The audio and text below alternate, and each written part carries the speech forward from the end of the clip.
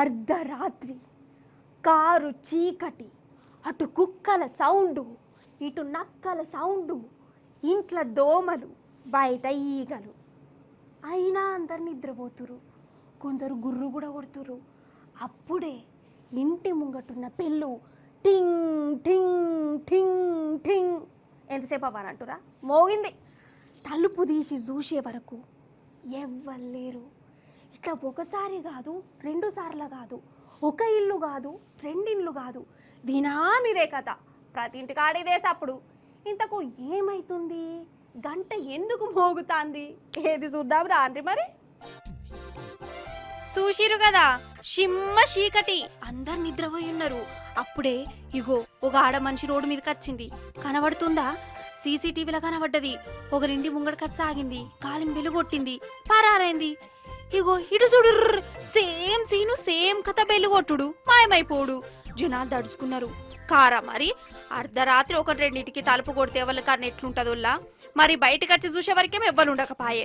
ఎగిట్లా కాదని సీసీటీవీలు పెట్టుకున్నారు. అలా చూస్తేనేమో ఈ అక్క కాలా పోషణ కనబడ్డది. మరి ఇంతకు ఈమెవలు? మనిషా, దయ్యమా, మెంటల్ కేసా, కారడ్డం మనిషా? ఇదే తెలియక జనం గజ్జు గజ్జుమంటారు.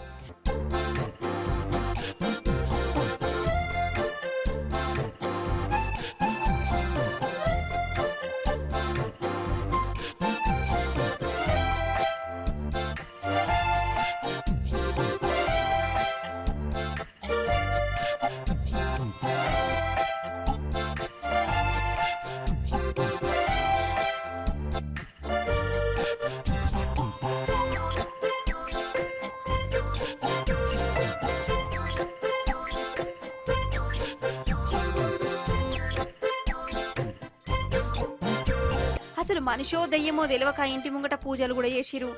అయినా ఆమె అచ్చుడు, బెల్లుగొట్టుడు, పారిపోడు గిదే కథనట. మరి ఆమె కాన్సెప్ట్ ఏందో ఎవ్వరికి అర్థమైతలేదు. పోలీసులకు కూడా దొరుకుతలేదు. మరి ఎవలబ్బా?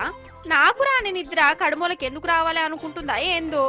ఇక గిట్ల పిస పిస చేస్తుంది ఏందో ఏమో పటు. అసలు రాను జనాల దిమాకులు ఎటు పోతున్నాయో ఏమైతున్నాయో అర్థమే అవుతలేదు. ఇంతకు ఈ రాత్రిపూట గంట కొట్టే అక్క మనకాడ కాదు, గా మధ్యప్రదేశ్ రాష్ట్రం గ్వాలియర్లనట. ఏ ఊర్లో అయితే ఏంది పటు మందిని బెదర కొట్టినందుకు.